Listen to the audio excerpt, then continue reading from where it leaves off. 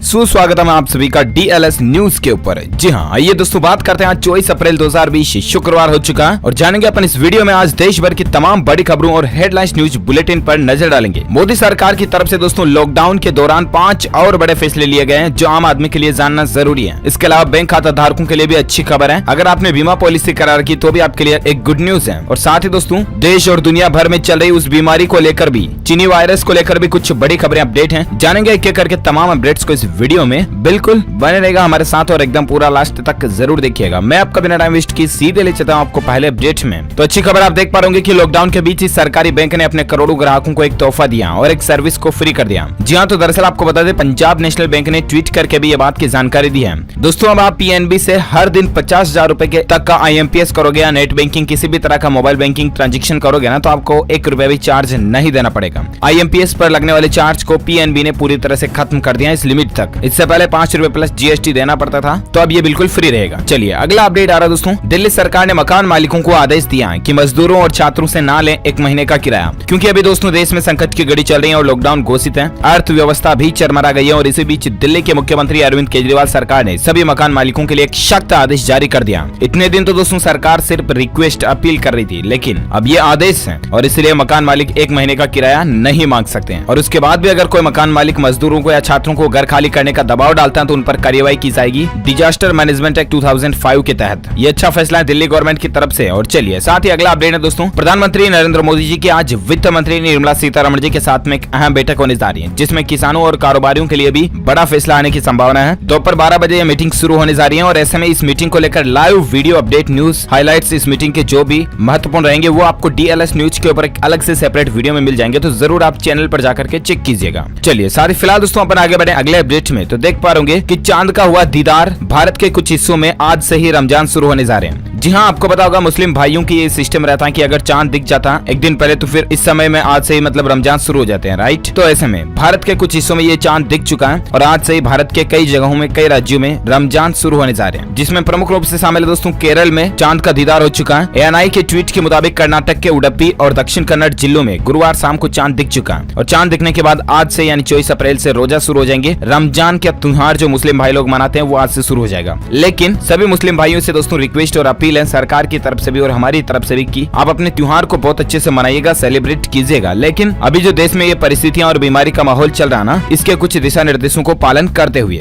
Social distancing जरूर बनाए रखें, एक साथ ज्यादा भीड़ में इकट्ठे ना हो। इसके अलावा जहां तक हो सके घरों में ही रहकर इबादत करें और लॉकडाउन का पूरी तरह से पालन करें। चलिए साथ ही फिलहाल अगला अपडेट आ रहा दोस्तों कि सरकार ने जुलाई 2021 तक सभी सरकारी कर्मचारियों और पेंशनर्स का महंगाई भत्ता नहीं बढ़ाने का फैसला किया। जी हाँ, तो लॉकडाउन के कारण देश में जो स्थितियां बनी इसी को लेकर सरकार ने फैसला लिया और जुलाई 2021 तक के लिए महंगाई भत्ता DA वगैरह में बढ़ोतरी नहीं होगी। कैबिनेट में महंगाई भत्ता में 4% बढ़ोतरी करने का फैसला किया था, लेकिन अब इसका फायदा सरकारी कर्मचारियों को नहीं मिलने वाला है। चलिए साथ ही अगला अपडेट है कि आम आदमी को एक बड़ी राहत मिली है। अब दोस्तों किस्तों में बीमा प्रीमियम का भुगतान हो सकेगा। जी हाँ, IRDA यानी कि भारतीय बीमा विनियामक प्राधिकरण ने एक आदेश जारी कर दिया सभी बीमा कंपनियों के लिए कि अब बीमा पॉलिसी धारक जो है ना वो एक साथ किस्त देने में अगर कैपेबल नहीं है तो वो अब किस्तों में किस्त दे सकते हैं। मतलब बीमा प्रीमियम की राशि भी और किस्तों में दे सकते हैं। यानी कि अगर 6 महीने के आप 6,000 रुपए जमा करवाते हो तो एक साथ 6,000 नहीं बल्कि आप महीने के 1,000 जमा करवा सकते हैं। इस तरह का सिस्टम अब आपको इंश्योरेंस प्रीमियम में मिलने लग जाएगा। चलिए साथ ही अगला अपडेट आ रहा है कि रमजान शुरू होने से पहले दोस्तों दुबई में देखिए गवर्नमेंट ने कितने अच्छे सख्त कानून लागू किए हैं। 10 से ज्यादा लोगों के जमा होने पर भी पाबंदी लगा दी है। रमजान का महीना शुरू होने जा रहा है और इस्लामिक देशों की मुश्किलें बढ़ गई हैं और इसी बीच दोस्तों दुबई सरकार ने गाइडलाइंस जारी कर दी हैं। सोशल डिस्टेंसिंग रखना जरूरी होगा, एक जगह जमा होकर नमाज पढ़ने पर भी रोक है। घर पर रहने वाले लोग घर में ही एक साथ नमाज पढ़ सकते हैं। जरूरी होने पर ही घर से बाहर निकलें, बाहर निकलने पर मास्क लगाना जरूरी होगा। ये कुछ रूल्स लागू किए गए दोस्तों दुबई कंट्री के अंदर। और साथ ही फिलहाल अगला अपडेट आप देख पा रहे होंगे घर खरीदारों को LIC कंपनी की तरफ से एक बड़ा तोहफा मिला है। होम लोन की ब्याज दर में कटौती हो चुकी है। जी हाँ दोस्तों, LIC हाउसिंग फाइनेंस जो है ना उसने अपने होम लोन की ब्याज दरों में कटौती कर दी है। सिविल स्कोर 800 या उससे अधिक होने पर 7.5% सालाना ब्याज दर पर ही लोन दिया जाएगा, जो कि पहले 8.10% था तो उसको अब 7.5% कर दिया। यानी कि LIC हाउसिंग फाइनेंस के जरिए अगर अब आप घर पर लोन वगैरह लेते हो तो आपको महीने की किस्त कम चुकानी पड़ेगी और रेटें भी कम रहेगी, ब्याज भी कम चुकाना पड़ेगा। साथ ही अगला अपडेट है कि दोस्तों क्या 3 मई तक टेलीकॉम डिपार्टमेंट ने सभी मोबाइल यूजर को इंटरनेट फ्री में दिया है। ऐसी अफवाहें और सोशल मीडिया पर आपने खबरें चर्चाएं देखी होगी, क्योंकि आजकल व्हाट्सएप वगैरह पर इस तरह का एक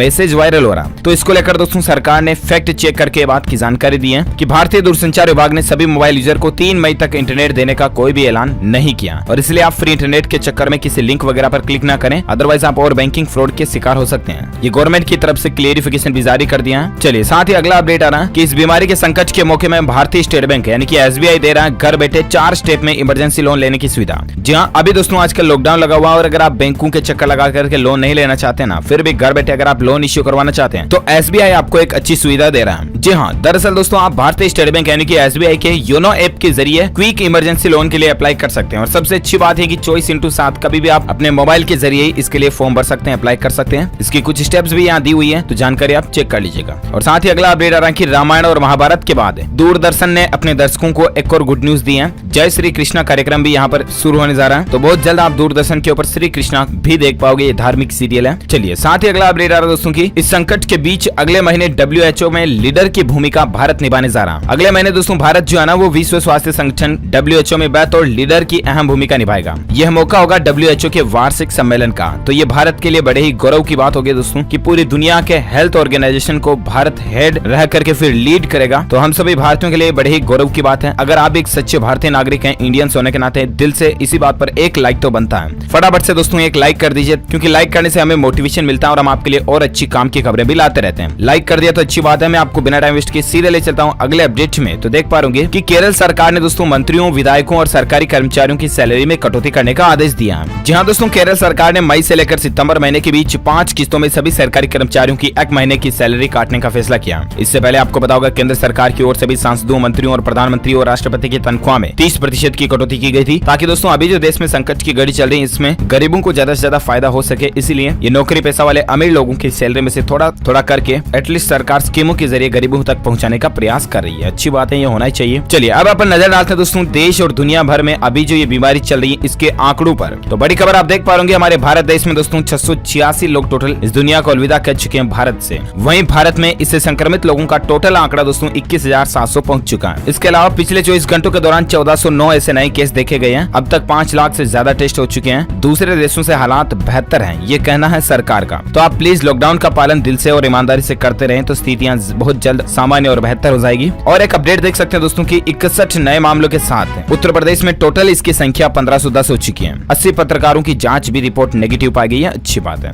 साथ ही अगला अपडेट देख सकते हैं कि झारखंड में बिगड़े हालात, 24 घंटों में 8 नए मामले देखे गए दोस्तों। अब तक टोटल झारखंड में 54 संख्या हो चुकी है। साथ ही एक और अपडेट देख सकते हैं कि मध्य प्रदेश इंदौर में जो हालात बहुत ज्यादा गंभीर चल रहे हैं ना, वहाँ टोटल अब तक 945 पॉजिटिव केस देखे गए हैं और इसके अलावा 1687 टोटल मध्य प्रदेश राज्य में संक्रमितों की संख्या पहुंच चुकी है। और एक अपडेट देख सकते हैं कि मुंबई के धारावी में भी 25 नए केस देखे गए हैं। एक और शख्स ने मुंबई से अलविदा कह दिया। और एक अपडेट देख सकते हैं कि महाराष्ट्र में 24 घंटों में दोस्तों इसके 778 नए केस देखे गए और 14 लोग हमें छोड़कर जा चुके हैं। अकेले दोस्तों मुंबई के अंदर टोटल 522 केस हो चुके हैं और कुल आंकड़ा 6427 तक पहुंच चुका है। साथ ही और एक अपडेट देख सकते हैं कि दर्जन देशों ने भारत से खरीदी थी हाइड्रोक्सी क्लोरोक्विन की दवाई। करोड़ों रुपए की दवाइयां दोस्तों भारत ने मदद के तौर पर इस मुश्किल की घड़ी में दी है। इससे पता चलता है कि भारत आखिर कितना दयाशील देश है और ये दुनिया को भी बात समझ में आ चुकी है। चलिए साथ ही अगला अपडेट आ रहा है दोस्तों की अमेरिका में दोस्तों पिछले 24 घंटों में 1738 लोग जो है वो बाय बाय कह चुके हैं इस दुनिया को। वहीं आंकड़ा 46,000 के पार पहुंच चुका है टोटल अमेरिका देश से इस दुनिया को अलविदा कहने वाले लोगों का। इसके अलावा दोस्तों टोटल तो 8.5 लाख से भी ज्यादा लोगों की संख्या अमेरिका में इस बीमारी से संक्रमितों की पहुंच चुकी है। और साथ ही फिलहाल अगला अपडेट आ रहा है दोस्तों की संपूर्ण भारत के अगले 24 घंटों के मौसम पूर्वानुमान की बात करें तो मौसम समाचार वेदर न्यूज अपडेट के तहत आप देख सकते हैं दोस्तों की अगले 24 घंटों के दौरान भारत के पूर्वोत्तर हिस्सों में हल्की से मध्यम बारिश हो सकती है। जी हाँ, पश्चिम बंगाल, सिक्किम, तटीय उड़ीसा, केरल, दक्षिण कर्नाटक और उत्तराखंड की कुछ जगहों पर भी बारिश होने की संभावना है। जम्मू कश्मीर, लद्दाख, हिमाचल प्रदेश में भी हल्की बारिश हो सकती है। इसके अलावा राजस्थान के कई स्थानों पर बारिश होने और धूल भरी आंधी चलने की संभावना भी है अगले 24 घंटों के दौरान। चलिए साथ ही अगला अपडेट आ रहा दोस्तों हैदराबाद में मोबाइल टेस्टिंग लैब खुल चुकी है। DRDO ने इस बीमारी की जांच के लिए एक नया स्टेशन भी खोल दिया। यहाँ पर अच्छी बात है, हैदराबाद के रक्षा के क्षेत्र में रिसर्च करने वाली संस्था जो है DRDO, उसने इसको लेकर एक टेस्टिंग लैब तैयार किया है। साथ ही अगला अपडेट है कि कच्चे तेल में भारी गिरावट के बावजूद दोस्तों हमारे भारत के इन 2 राज्यों में 6 रुपए तक पेट्रोल डीजल महंगा हुआ है और इसके पीछे वजह है दोस्तों अभी जो देश और दुनिया में ये महामारी चल रही है यही है। तो दरअसल बात कुछ यूं है कि कच्चे तेल में गिरावट के बावजूद असम और मेघालय इन 2 राज्यों की सरकारों ने पेट्रोल और डीजल पर टैक्स बढ़ा दिया। ये सरकार इस बीमारी के द्वारा हुए नुकसान की भरपाई के लिए टैक्स बढ़ा रही है। असम में अभी पेट्रोल का भाव 71 से बढ़कर सीधा 77 रुपए कुछ पैसे पहुंच चुका है। वहीं डीजल 65 से सीधा 70 पहुंच चुका है और ये नई रेटें दोस्तों आज आधी रात से लागू हो चुकी हैं। इसके अलावा मेघालय में भी पेट्रोल का भाव 74 कुछ पैसे और डीजल 67 कुछ पैसे पहुंच चुका है। चलिए साथ ही फिलहाल अगला अपडेट आ रहा है कि इस बीमारी को लेकर देख सकते हैं कि सिलेंडर वाला आएगा तो 4 बातें भी सुनाएगा, ध्यान से सुनना। जी हाँ दोस्तों, हमारे देश के पेट्रोलियम मंत्री जो है ना धर्मेंद्र प्रधान जी, उन्होंने इस तरह की एक मुहिम चलाई है कि अब आपके घर पर जो गैस सिलेंडर की डिलीवरी वाला बॉय आएगा ना, वो आपको 4 बातें काम की बताकर जाएगा। वो बातें ये होगी कि आप इस बीमारी से बचाव के लिए मुंह पर मास्क लगाएं, आरोग्य सेतु एप्लीकेशन डाउनलोड करें, हाथों की सफाई पर खास ध्यान दें, हाथों को साबुन से धोएं अगर घर से बाहर से आते हैं तो। इसके अलावा सबसे जरूरी सोशल डिस्टेंसिंग का जरूर पालन करें। तो इन बातों को आप अपनी जिंदगी में भी उतारें, ऐसा नहीं कि बस सिर्फ इस कान से इस कान में, है ना। साथ ही अगला अपडेट आ रहा है कि इंडिगो कंपनी के कर्मचारियों के लिए खुशखबरी है। कंपनी ने सैलरी काटने का फैसला जो था वो वापस ले लिया। जी हाँ, दरअसल आपको पता होगा पीएम मोदी जी ने अपील भी की थी कि प्राइवेट कंपनियां जो है ना वो अपने कर्मचारियों की सैलरी ना काटें। अभी जो देश में लॉकडाउन की स्थिति चल रही है इस दौरान भी, तो शायद उसी का असर पड़ा और इंडिगो कंपनी ने अपने कर्मचारियों की सैलरी काटने का फैसला वापस ले लिया। अब कर्मचारियों की सैलरी नहीं कटेगी। इससे रिलेटेड 2 और अपडेट मैं आपको बताना चाहूंगा दोस्तों, जिसमें और एक अपडेट आप देख पा रहे कि केंद्र सरकार के लॉकडाउन में पूरा वेतन देने के आदेश को चुनौती दी गई है सुप्रीम कोर्ट में। जी हाँ, तो दरअसल दोस्तों हमारे देश के सर्वोच्च न्यायालय सुप्रीम कोर्ट जाना, उसमें किसी ने एक याचिका लगाई है और याचिका लगाई किसने, लुधियाना हैंड टूल्स एसोसिएशन ने ये याचिका लगाई और कहा कि डिजास्टर मैनेजमेंट कानून के तहत केंद्र सरकार द्वारा निजी प्रतिष्ठानों को पूरा वेतन देने का आदेश जारी करना गलत है। इससे अधिकारों का हनन होता है और इस आदेश को वापस लें। अब देखना यह होगा दोस्तों कि आखिर सुप्रीम कोर्ट इस पर क्या डिसीजन देता है। हम आपको बताएंगे जरूर डीएलएस न्यूज के माध्यम से जब भी अपडेट आएगा। तो फिलहाल दोस्तों अपन बात करें अगली नेक्स्ट खबर की, तो देख पा रहे कि अगर किसी कंपनी में इस बीमारी से संबंधित पॉजिटिव आदमी मिलता है ना, तो कंपनी पर कोई भी आपराधिक मामला दर्ज नहीं होगा। ये सरकार की तरफ से क्लियरिफिकेशन किया गया है। केंद्रीय मंत्री प्रकाश जावड़ेकर की तरफ से कहा गया है कि ऐसा कोई भी कंपनी पर सख्त कानून नहीं होगा। और साथ ही अगला अपडेट है कि जर्मनी में अब शुरू होगा इस बीमारी को लेकर वैक्सीन का ह्यूमन ट्रायल। पिफिजर और दोस्तों बायोनटेक जो है ये मिलकर के ह्यूमन ट्रायल करने जा रही है मानव पर, और बस भगवान ईश्वर करे जल्द से जल्द इसका वैक्सीन टीका मिल जाए तो मानव जाति के लिए अच्छा होगा। और साथ ही अगला अपडेट देख पा रहे कि सरकार दोस्तों एक टेलीफोनिक सर्वे भी करवा रही है। हमने आपको कल भी बताया था, लेकिन आप में से फिर से भाई लोगों ने पूछा तो मैं आपको बता दूं दोस्तों, आजकल आपके मोबाइल पर 1921 नंबर से फोन आ सकता है, जिसमें आपसे सर्वे पूछा जाएगा क्या आपके आसपास ऐसे लोग हैं या नहीं है, आपके लक्षण क्या है, आपको सर्दी खांसी जुकाम हो रहा है या नहीं है। तो जो भी सही ऑप्शन हो वही आपको 1 दबाना, 2 दबाना, जो भी आपको कहती है ना मशीन वो आपको दबाना है और इस सर्वे में हिस्सा लेना आपको, ठीक है। सरकार इस तरह का सर्वे करवा रही है अलग अलग जनों के फोन करके। हो सकता है आपको कॉल आ चुका हो या नहीं आया तो आ भी सकता है, ठीक है। अगला अपडेट है दोस्तों, बिहार सरकार की तरफ से भी एक आदेश जारी कर दिया गया है। बिहार राज्य में अब मास्क लगाना अनिवार्य हो चुका है और अगर आप इस नियम का उल्लंघन करते हैं तो आप पर सख्त कानून कार्रवाई की जाएगी। ये अच्छी बात है। और साथ ही अगला अपडेट आ रहा है कि राजस्थान सरकार जो है वो कोबास 8800 मशीनें खरीदने जा रही है, जिससे कि इस बीमारी की जांच में और तेजी आएगी। ये राजस्थान के चिकित्सा व स्वास्थ्य मंत्री डॉक्टर रघु शर्मा ने बातें बताई है कि राजस्थान के मुख्यमंत्री अशोक गहलोत की 10,000 जांच प्रतिदिन करने की सोच की ओर राजस्थान तेजी से बढ़ रहा है और इसलिए सरकार का यह फैसला है। साथ ही अगला अपडेट है कि मध्य प्रदेश में स्कूलों में 1 मई से लेकर 7 जून तक गर्मियों की छुट्टियां घोषित हो चुकी हैं। लॉकडाउन के कारण कैलेंडर को बदला गया। अच्छा, साथ ही अगला अपडेट देख सकते हैं कि ग्रीस जो कंट्री है ना, वहां पर भी दोस्तों लॉकडाउन को 4 मई तक बढ़ा दिया गया। वहीं तुर्की ने ब्रिटेन को पीपीई की मदद से सबको चौंका दिया। तो ये अंतर्राष्ट्रीय अपडेट्स चले कुछ।